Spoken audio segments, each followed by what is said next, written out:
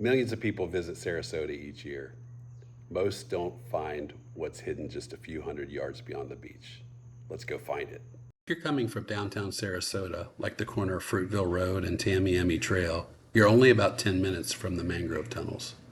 Just head over the Ringling Bridge toward Lido Key, through St. Armand Circle, and follow Benjamin Franklin Drive to Ted Sperling Park. That's where you'll find Paradise Adventures. One local tip: you usually don't need to reserve a kayak or canoe in advance. Several rental companies operate from the same launch area, so it's typically easy to find one, especially if you arrive earlier in the morning like I did.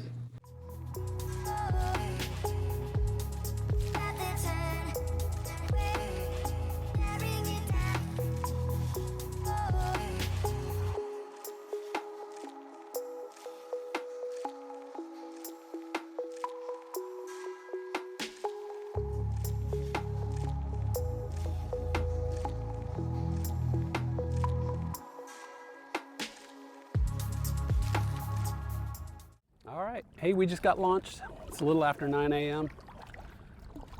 They got me loaded up and out on this brackish water. A few minutes early. I was one of the first ones here. Got here at daybreak to watch the sun come up. It was beautiful. And then pulled in here thinking that I could get a kayak right away, and found out that they don't open until 9 a.m. So, hey, lessons learned. I'll know better next time. All right, we got a few more people coming in. Just to show you, it's Saturday morning, so it's gonna be pretty busy. I just ran into a local fisherman walking across here. It looks like it's deep, but it was only about waist deep. He just walked by with his fishing gear and everything. I asked him what he was catching. He said nothing yet, but it's been a good week so far, so we'll see. I might have an opportunity to drop a pole in the water. At any rate, we'll find something to look at. Even if it's just sunburn later. This section of Ted Sperling Park is home to one of Sarasota's most unique outdoor experiences.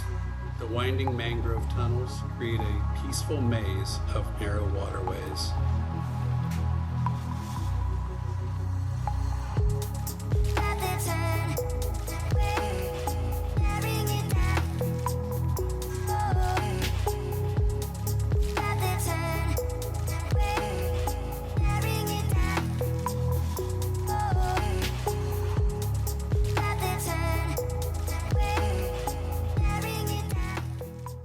These trees along the edge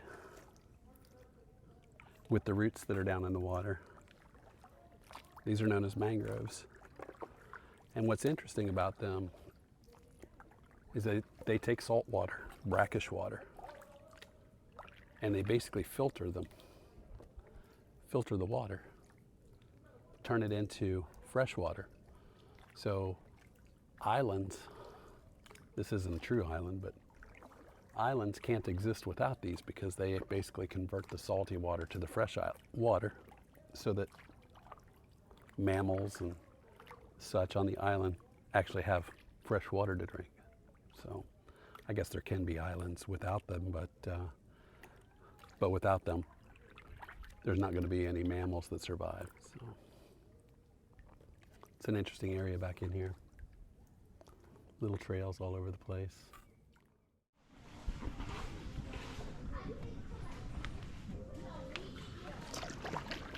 Lots of paddle boarders out today.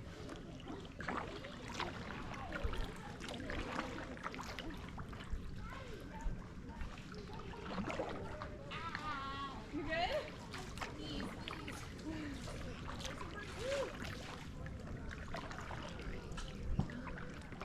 Good morning.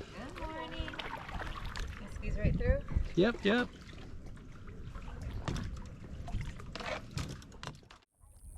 Don't mind my GoPro.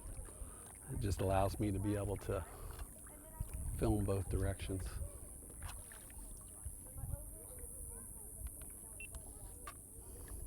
Look at me filming you, filming me. Water is clear. You can see Only about 4 foot deep, but it is clear as heck. Hoping to see some birds out here. Maybe a manatee.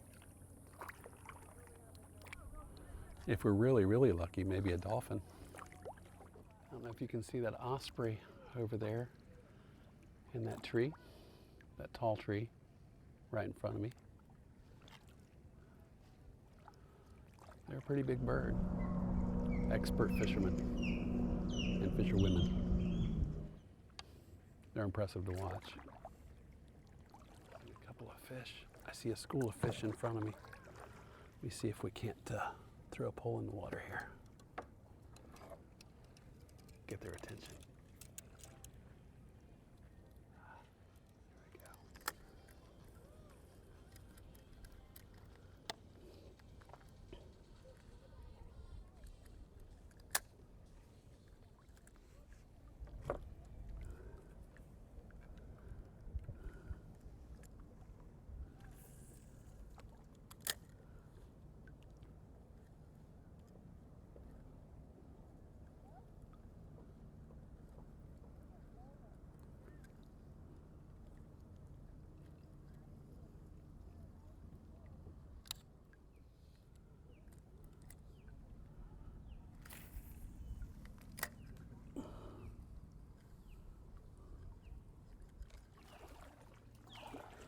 I think I could get used to this.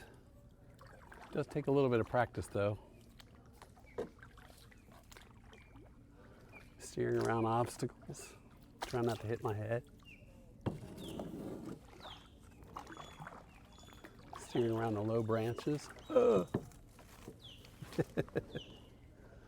right, we survived.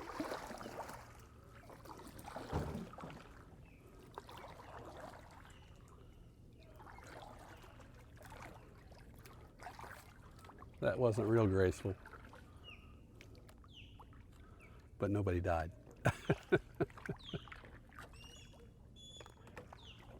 Hi, how are you guys? Good, how are you? Good.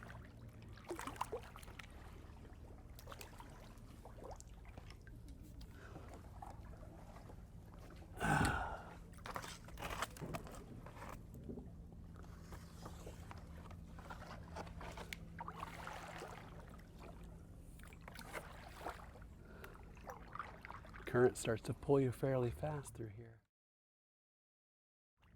Oh look, there's an ibis. Hello, Mr. Ibis. How are you doing today? They got a really, really long beak. Not the most attractive bird in their face, but they sure can fly. They're beautiful. They're stark white, most of them are. And then they got these black ink tips at their wing's edge. Those little black crabs are shy. I was hoping to get to see a few more of them while I've got you guys back here with me.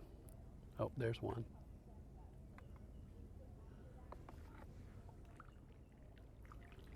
See some fish swimming underneath me, a little gar. Not sure what those other ones were. Those gars look like little torpedoes. Ooh, over on the Gulf, it looks like it's going to be a gorgeous day.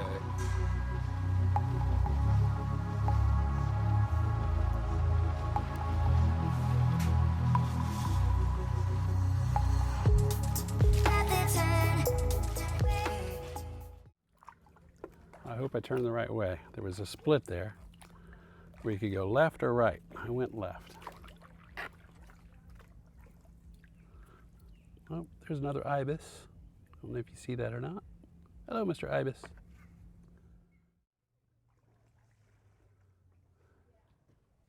You can come through. No, go ahead, ladies. I am not the most graceful. Neither are we.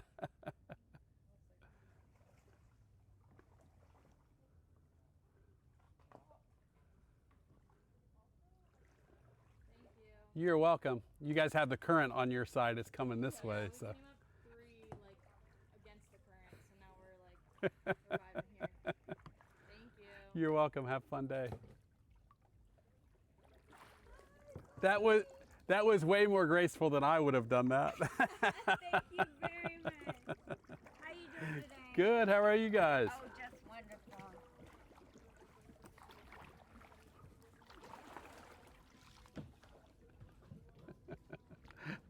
I'd have fell over the back of the boat. No. Hello.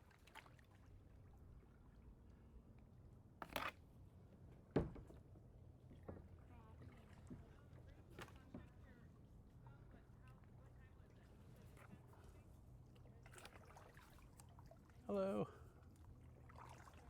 I think you need another camera.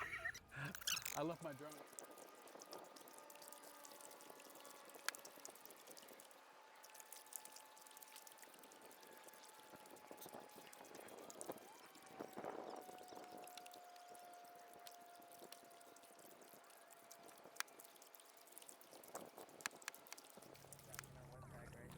All right, we're approaching a sandbar here.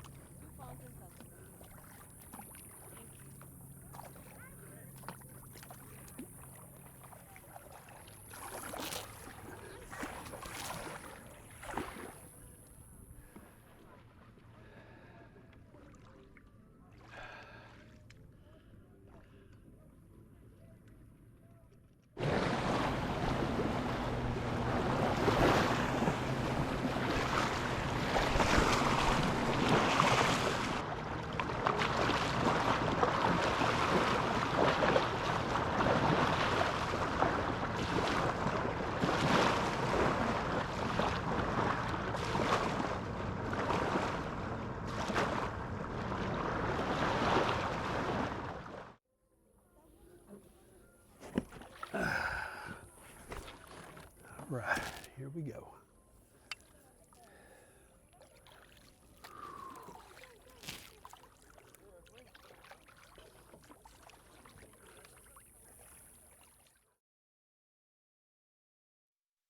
So what did I learn from this trip?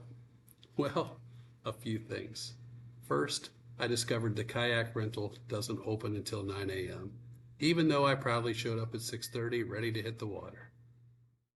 My GoPro also taught me that checking the camera angle one more time is never a bad idea, unless you really, really enjoy watching footage of the sky. I didn't really catch any fish, but I managed to turn my open face reel into one impressive bird's nest. And to top it all off, I took a refreshing swim, completely forgetting that I was wearing a wireless microphone that definitely wasn't designed for underwater adventures. But honestly, none of that is what I'll remember. I spent a few hours outside, disconnected from emails and everyday distractions, and reconnected with nature instead.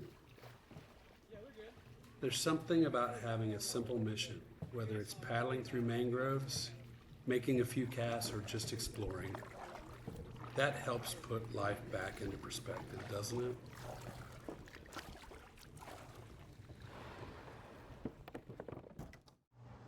If you enjoyed this video, hit like, subscribe, or leave a comment telling me about a hidden fishing spot near you. And until next time, you do what you love doing.